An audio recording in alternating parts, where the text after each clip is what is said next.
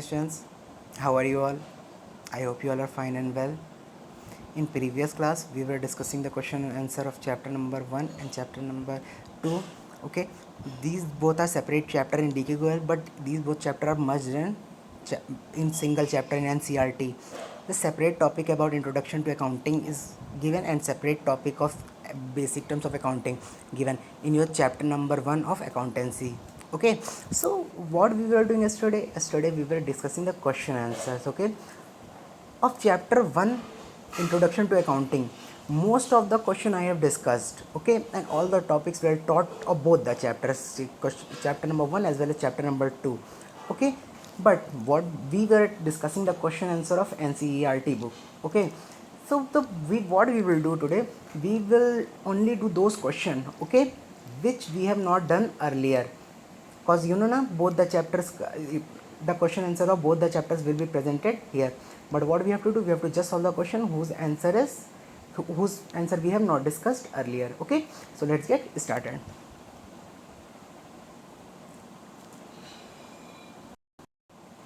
So question number 1, explain the factor which is necessary for systematic accounting, यानी कि कौन कौन से फैक्टर्स हैं जिससे आपको क्या कहते हैं अकाउंटिंग सिस्टमेटिक वे में किया जाता है.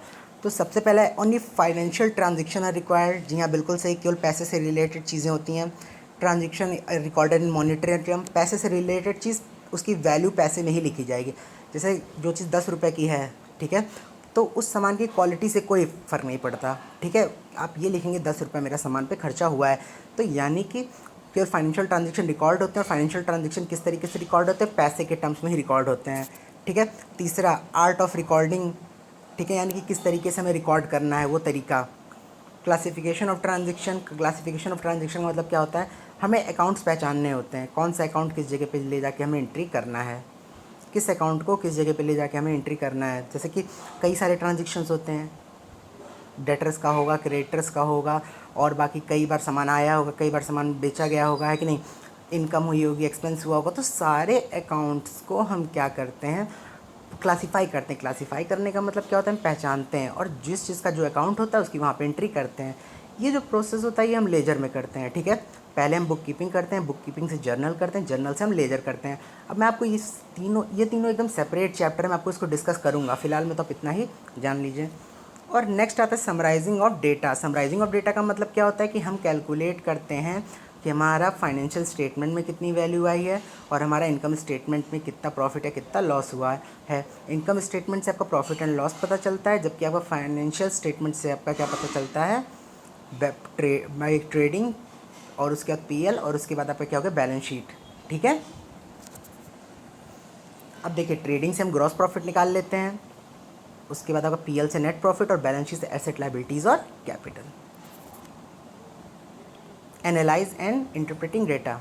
अगर हम अकाउंटिंग इन्फॉर्मेशन अच्छे से है, ठीक है, अगर हम अकाउंटिंग इन्फॉर्मेशन से फेमिलियर है, तो जो भी हमें डाटा का हमें कम्युनिकेशन करना पड़ता है, मैंने आपको बताया था ना कि डाटा का कम्युनिकेशन करना पड़ता है, यानी लोगों तक बताना होता है. अब देखिए, लोगों तक बताने का मतलब क्या है कि आप अगर अकाउंटिंग इन्फॉर्मेशन है तो आप जो इन्फॉर्मेशन उस अकाउंटिंग के फॉर्म में रिप्रेजेंट करेंगे वो लोगों के अंडरस्टैंडेबिलिटी ज़्यादा होगी एज़ कम्पेयर टू द, अगर आप फैमिली मतलब अगर आप लेमन की तरह रिप्रेजेंट करेंगे तो लोग उसको नहीं समझ पाएंगे, ठीक है.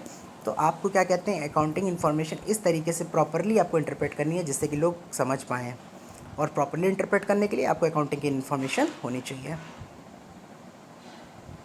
अब अगला है define the brief history of accounting, ठीक है. ये क्वेश्चन आप लोग के लिए इम्पॉर्टेंट नहीं है. एक्सप्लेन द नेक्स्ट क्वेश्चन आपका, explain the development of and role of accounting. ये भी क्वेश्चन आपके लिए इंपॉर्टेंट नहीं है. बस इतना आप लोग याद रखिएगा क्वेश्चन नंबर 2 और क्वेश्चन नंबर 3 के लिए.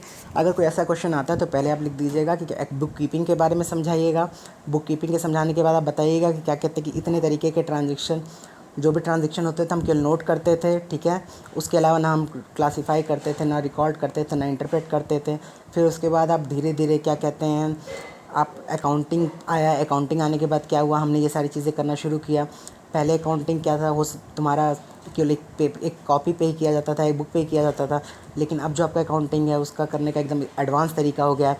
आप डायरेक्टली कंप्यूटर में कर सकते हैं, या बहुत सारे आपके सिस्टम सॉफ्टवेयर आ गए हैं जिसमें आप अकाउंटिंग कर सकते हैं, ठीक है. तो ये अपने मन से आप ये चीज़ें आप डिस्कस कर सकते हैं, बट रीड कर लीजिएगा इसको, आपको समझ में आ जाएगा.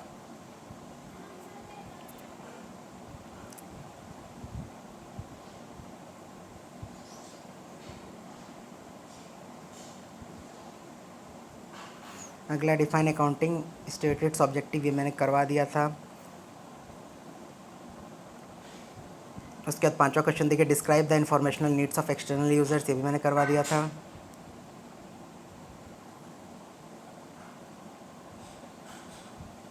अब आइए, ये इंपॉर्टेंट क्वेश्चन है, what do you mean by asset, what are different type of asset. तो एक चीज़ आप याद रखिएगा, एसेट क्या चीज़ होती है। एसेट का मतलब होता है जो भी बिजनेस की पोजेशंस है, जो भी बिजनेस की बिलोंगिंग्स है। क्या? जो भी बिजनेस की मेरे पोजेशंस है, जो भी मेरे बिजनेस की बिलोंगिंग्स, यानी कि जो सामान मेरे बिजनेस के पास है, ठीक है, और वो बिज़नेस का है, वही उसका एसेट होता है। जैसे for example land, building, machine. अब देखिए एसेट जो आपके होते हैं, ये आपके क्या होते हैं, ये आपके बिजनेस को मॉनेटरी वैल्यू प्रोवाइड करता है, कि इकोनॉमिक वैल्यू आपको प्रोवाइड करता है। आपके बिजनेस का जो इकोनॉमिक वैल्यू है उसको इंक्रीज़ भी कर देता है, ठीक है।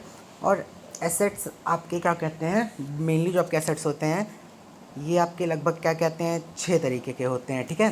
तो चलिए एक एक करके देखते हैं, एक एक करके हम इसको डिस्कस करते हैं। फिक्स्ड एसेट्स, मैंने कल आपको बताया था, ये फिक्स्ड एसेट का मतलब, फिक्स्ड एसेट्स ऐसे एसेट्स होते हैं जिनको हम एक बार अपनी ऑर्गेनाइजेशन में लगाते हैं, ये लंबे समय तक हमें प्रॉफिट देते रहते हैं। लंबे समय तक प्रॉफिट देने का मतलब क्या होता है कि आपने एक बार पैसा लगा दिया वहाँ पे, ठीक है, अब आपका उसी पे काम होना है, होते रहना है, ठीक है।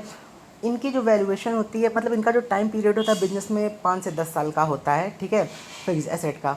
वैसे तो अगर आप लोग कहीं डेफिनेशन पढ़ेंगे तो 1 साल से ऊपर के जितने एसेट्स होते हैं सारे आपके क्या कहते हैं, फिक्स्ड एसेट्स होते हैं। लेकिन आज की डेट में क्या कहते हैं, जो भी आपके फिक्स्ड एसेट होंगे, ठीक है, वो 5 साल से 10 साल के तक चलने वाले जितने भी एसेट्स हैं वो आपके फिक्स्ड एसेट्स में आते हैं, ठीक है। एग्जाम्पल आप कर ले लीजिए, लैंड, बिल्डिंग, मशीन, ठीक है। अगला आता है करंट एसेट्स। करंट एसेट्स का आपका जो मतलब होता है कि एसेट्स है जिनकी वैल्यूएशन आपकी 1 साल से कम की होती है, ये डे टू डे एक्टिविटी में आपके काम आते हैं करंट एसेट्स, ठीक है। जैसे इसका एग्जांपल हो गया, रॉ मटेरियल हो गया, इन्वेंट्री हो गया, स्टॉक हो गया, ये सारी चीज़ें। इन्वेंट्री का मतलब होता है सामान, ठीक है। स्टॉक का मतलब भी होता है इकट्ठा किया हुआ सामान। गुड्स का मतलब होता है वो सामान जो कि बिजनेसमैन बेचने के लिए रखा हुआ है। नेक्स्ट आता है टेंजिबल एसेट्स। टेंजिबल एसेट्स का मतलब क्या होता है, ऐसे एसेट जिसको हम देख सकते हैं, टच कर सकते हैं, ठीक है। अब देख सकते हैं, टच कर सकते हैं का क्या मतलब है, ऐसे एसेट्स जस्ट लाइक तुम्हारा क्या कहते हैं, लैंड, बिल्डिंग, मशीन, ये सारे आपके टेंजिबल एसेट्स हैं, ठीक है। अब इनटेंजिबल एसेट्स क्या होते हैं, ऐसे एसेट जिनको हम ना देख सकते हैं, ना हम क्या कहते हैं, टच कर सकते हैं। फॉर एग्जांपल आप ले गुडविल ले लीजिए, इंटेलेक्चुअल प्रॉपर्टी राइट सारे ले लीजिए, ठीक है, जिसको आईपीआर बोलते हैं। और उसके बाद आपका इंटेलेक्चुअल प्रॉपर्टी राइट के अलावा आप क्या ले सकते हैं, यहाँ पे कॉपीराइट ले सकते हैं, ट्रेडमार्क ले सकते हैं, पेटेंट ले सकते हैं, यानी कि ऐसे एसेट जिसको हम देख नहीं सकते, ना फील कर सकते, पर इनकी वैल्यूएशन हमारे बिजनेस में होती है, ठीक है, वो आपकी क्या कहलाते हैं, इंटेंजिबल एसेट्स। नेक्स्ट आता है आपका लिक्विड एसेट। लिक्विड एसेट का मतलब आप पे क्या होता है, एसेट एसेट जो तुरंत का तुरंत पानी में कन्वर्ट हो जाए। पानी में कन्वर्ट होने का मतलब क्या है, जो आप जिसको आप लेके जाइए तुरंत आपको पैसा मिल जाए, ठीक है, जिसको आप बिना टाइम लगाए आप पैसे में कन्वर्ट कर सकते हैं, ठीक है। तो आपका इस ऐसे एग्जाम्पल क्या हो सकता है, जो आपका सबसे बड़ा एग्जाम्पल है लिक्विड एसेट्स का, वो आपका होता है गोल्ड, ठीक है। आपका क्या कहते हैं, 1 साल से कम का जितना भी इन्वेस्टमेंट होता है, ठीक है। चलिए कुछ एग्जाम्पल्स हम लोग देखते हैं। कैश हो गया, हमारा बैंक हो गया, ठीक है, बिल्स रिसीवेबल, तो ये सारी चीज़ें आपकी आ जाती है लिक्विड एसेट्स में। अब नेक्स्ट आपका आता है क्या, फिक्टिशियस एसेट। फिक्टिशियस एसेट्स ऐसे आपके एसेट्स होते हैं जिनको हमने एक बार लगा दिया, ठीक है, जिनके ऊपर एक बार हमने पैसा खर्च कर दिया, लेकिन ये जो मैं पैसा मतलब जो ये हमें फ़ायदा पहुंचाते हैं, ठीक है, वो 1 साल के बाद पहुंचाते हैं।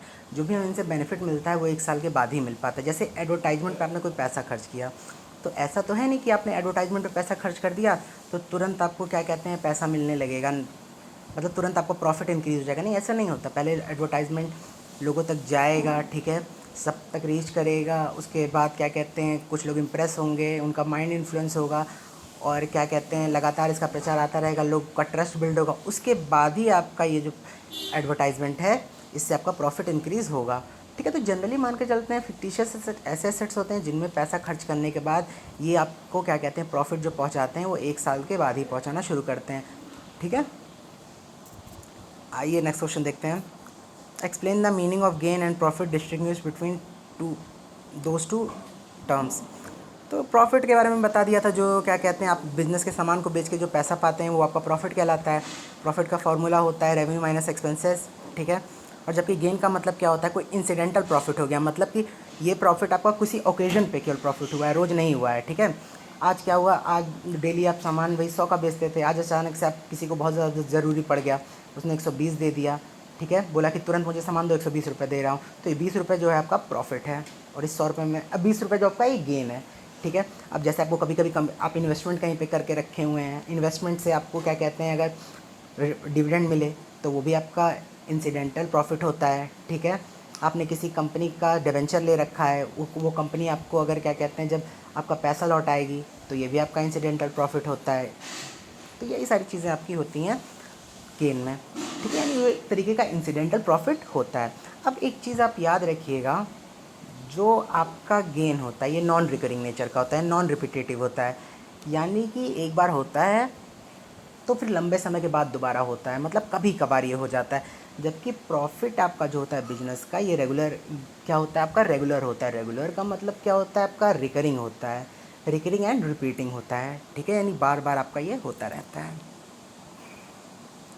हम लोग जब अकाउंटिंग करते हैं तो गेन को हम लोग हमेशा ऐड करके दिखा देते हैं। चलिए अच्छा ठीक है, ये छोड़िए, ये आपको नेक्स्ट क्लास में मैं डिस्कस करूँगा जब चैप्टर पे आएंगे।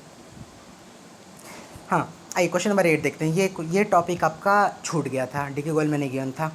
Explain the qualitative characteristics of accounting information, यानी अकाउंटिंग की क्वालिटेटिव कैरेक्टरिस्टिक क्या होती है, यानी क्वालिटी क्या होती है। तो जो सबसे पहले देखिए, आपकी 4 तरीके की आपको अकाउंटिंग की क्वालिटेटिव इन्फॉर्मेशन होती है, ठीक है। तो जो सबसे पहला आपका होता है वो होता है रिलायबिलिटी। रिलायबिलिटी का मतलब होता है कि आप रिलायबल कर सकते हैं, रिलायबल का मतलब आप भरोसा कर सकते हैं अकाउंटिंग पे, ठीक है। क्योंकि जो भी आपकी चीज़ें अकाउंट्स की बुक में नोट होती हैं वो किसी चीज़ के बेसिस पे नोट होती हैं। आप वाउचर प्रिपेयर करते हो, वाउचर के बारे में मैंने आपको पहले बता रखा है, वीडियो में आप जाके देखिए। आप वाउचर प्रिपेयर करते हो, उस वाउचर को देख के आप अकाउंटिंग करते हो। कल को अगर आपसे कोई बोलता है कि क्या कहते हैं कि ये भरोसेमंद है, तो आप सीधे उठा के वाउचर दिखा देते हो। तो अकाउंटिंग इन्फॉर्मेशन आपके लिए रिलायबल होती है, यानी भरोसा किया जा सकता है इस पर। मैं आप गवर्नमेंट हर कोई इस पर भरोसा करती है। सेकेंड होता है रेलेवेंस। रेलेवेंस का मतलब क्या होता है आपका, जो भी आपकी ज़रूरी चीज़ें होती हैं, जो भी आपकी नेसेसरी चीज़ें होती हैं, ठीक है, वही आपकी हम बिज़नेस में क्या करते हैं, शो करते हैं। इर्रेलेवेंट आइटम हम नहीं शो करते। समझ में आ रहा है, जितनी भी ज़रूरी चीज़ें होती हैं केवल वही अकाउंटिंग में आपकी शो की जाती है। जो चीज़ आपकी ज़रूरी नहीं होती उसको हम शो नहीं करते। इर्रेलेवेंट आइटम नहीं हम लोग इंक्लूड करते हैं। अब इर्रेलेवेंट आइटम जैसे आपका क्या हो गया, आप प्लान बना रहे हैं, ये आपके अकाउंट में नहीं आएगा। आप फ्यूचर के बारे में सोच रहे हैं, ये नहीं आएगा, ठीक है। तो केवल और केवल ऐसी इन्फॉर्मेशन जो कि आपकी अप्रोप्रिएट हो और ज़रूरी हो सबको बताना, वही चीज़ हम अकाउंटिंग में नोट करते हैं। तीसरा होता है अंडरस्टैंडेबिलिटी। अंडरस्टैंडेबिलिटी का मतलब क्या होता है कि आपकी अकाउंटिंग इन्फॉर्मेशन इस तरीके की होनी चाहिए कि लोग उसको एक बार में पढ़ के समझ सकें, ठीक है। ऊपर मैंने आपको बताया था ना कि आपको इसके लिए आपको क्या होना चाहिए, अकाउंटिंग की नॉलेज होनी चाहिए। बिना अकाउंटिंग की नॉलेज के आप ये भी नहीं कर, अंडरस्टैंडेबिलिटी आपके अंदर से नहीं रहेगी, या लोग आपको आपकी अकाउंटिंग इन्फॉर्मेशन को अंडरस्टैंड नहीं कर पाएंगे।